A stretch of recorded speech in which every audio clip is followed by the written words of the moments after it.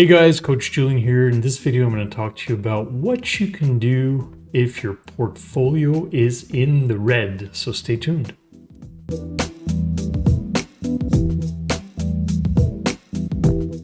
Hi, I'm Julien Regoli, CPA, and my channel is about money matters, how to save, how to invest, and how to budget. If this kind of topic interests you, then sign up to my channel, subscribe, hit the button, and you'll be notified whenever I upload new content. So when it's time to open your portfolio statement, are you like, oh my God, what's going on? How much do I have left? These times are pretty difficult. The S&P 500 took a beating. A lot of the good stocks have lost a lot of value. Are you at the point where you're afraid to look at your portfolio? You're afraid to look because you don't want to know how much it's at. And when you finally get the courage to look at it, all you see is red. It's the losses. Believe it or not, there's a few things that you can do when this happens. I've been through a few market corrections and the market always comes back up. But there's a few things that you should consider at this stage of the game. The thing to remember is that when it's difficult, it's when you learn the most. So keep that in mind. So one thing you can do is you can think about triggering losses in your taxable accounts. So taxable accounts are non-RSP, non-TFSA, non-RESP. Those are registered accounts. RIFs, all that is registered. And when investment income is earned in those accounts, it's non-taxable. What I'm talking about is your taxable accounts, your regular accounts. If there are investments there that have losses, then you could think about triggering those losses. You can apply that loss to gains in the past, up to 3 years, and also gains in the future. The Canadian government doesn't want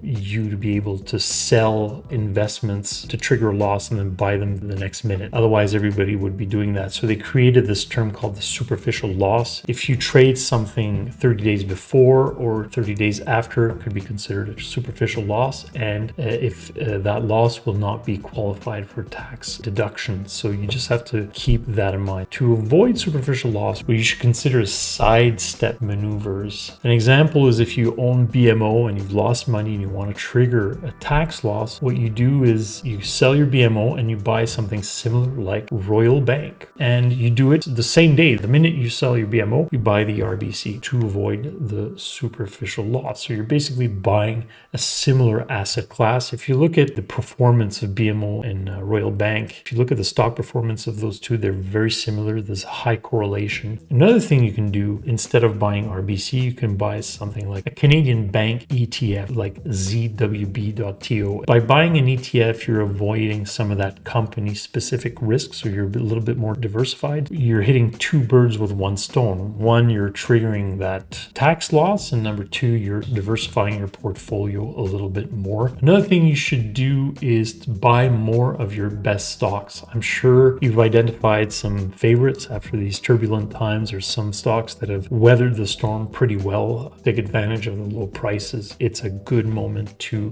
gradually. I have videos on how to put your savings and your investments on autopilot, so you might want to take a look at that after this video. And some investments to consider if you don't want to select any specific stocks, you could look at Berkshire Hathaway, now available in Canadian dollars too. That's Warren Buffett's fund, superbly managed by responsible, honest people, very business savvy. They've beaten the S&P 500 by almost 10% since inception. Very good stock to own, very diversified as well. It's a great value play. Another one that I talk about in some of my videos is an S&P 500 ETF like VOO, or if you're in Canadian dollars, XSP or ZSP. You might want to consider those investments, gradually get into those. Another thing is make sure to reinvest the dividends to take advantage of the low prices. To reinvest the dividends, you're going to call your financial institution and you're going to ask them to put your investment in dividend reinvestment programs. I have a video on that. You could take a look at that after this video. Another thing is you want to get a second opinion before you make some major decisions. What I recommend is get an impartial expert to take a look at your situation and help you crunch your numbers so that you're not on your own when you do these decisions. I offer one-on-ones. You can book some time with me. There's a link to my Calendly in the description of the video below. I wanted to remind you that I have 2 free guides that you can download. Again, the links of those are in the description of the video. One is the step-by-step guide for do-it-yourself investors. So that's one guide. And the other one is how to save money, critical habits to build wealth. 2 guides are yours for free. Enjoy. And that's the kind of stuff I wish I knew when I started. Guys, hope you enjoyed. Hit the thumbs up if you liked the video. Stay tuned, subscribe. I've got more videos coming.